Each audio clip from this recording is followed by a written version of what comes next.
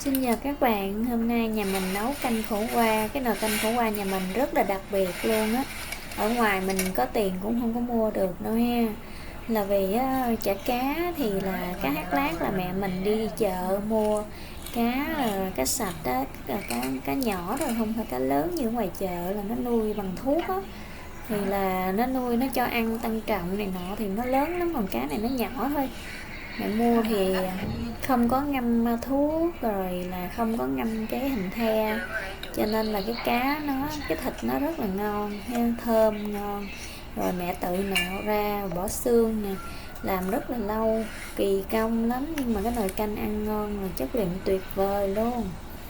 Thì là mẹ nạo sạch rồi ha, sau đó là mẹ bằm thịt sẵn rồi, mẹ dồn bỏ vô khổ qua nhà trồng luôn, mẹ bao từng trái luôn á, khổ qua sạch của nhà, cho nên là mình ở ngoài mình đi mua cũng không có nữa. Thì bây giờ nói chung là đồ ăn đồ uống ở ngoài thì mình mua thì ví dụ như kẹt lắm thì mình cũng ăn như vậy, nhưng mà nó đâu có sạch sẽ đâu, không có biết là người ta có bỏ gì trong đó hay không, cho nên là mình ăn nó không có được an toàn á. Thì mẹ rất là kỹ, cho nên là mẹ tự đi chợ lựa cá về, rồi nạo xong thì mẹ nêm gia vị, tiêu rồi bột nêm rồi muối, xíu đường nữa ha, cho nó trộn đều, và trộn với cái thịt bằm đó. Thì nhìn thấy có miếng xương nào là mẹ gỡ ra hết trơn rồi, cho nên lúc mình ăn mình không có sợ bị còn dính cái xương nào hết á.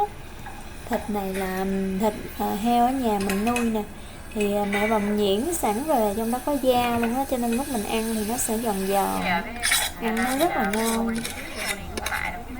Rồi bây giờ mình trộn đều lên ha, trộn đều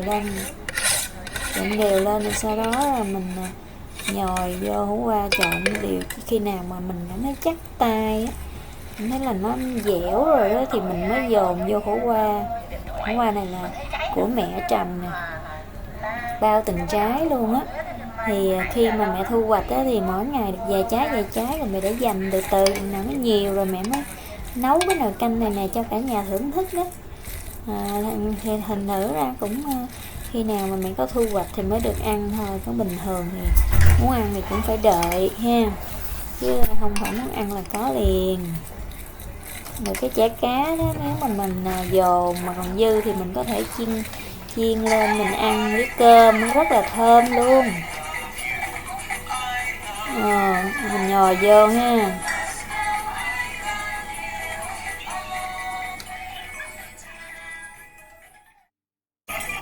Mình bắt cái nồi nước sôi lên rồi mình thả khổ qua vô nè, rồi mình đậy nắp lại, và gần chín thì mình mới nêm nếm thêm xíu muối nha, bột nêm, nếu mà nó thấy nó hơi lạc thì mình nêm thêm, còn không thì thôi ha.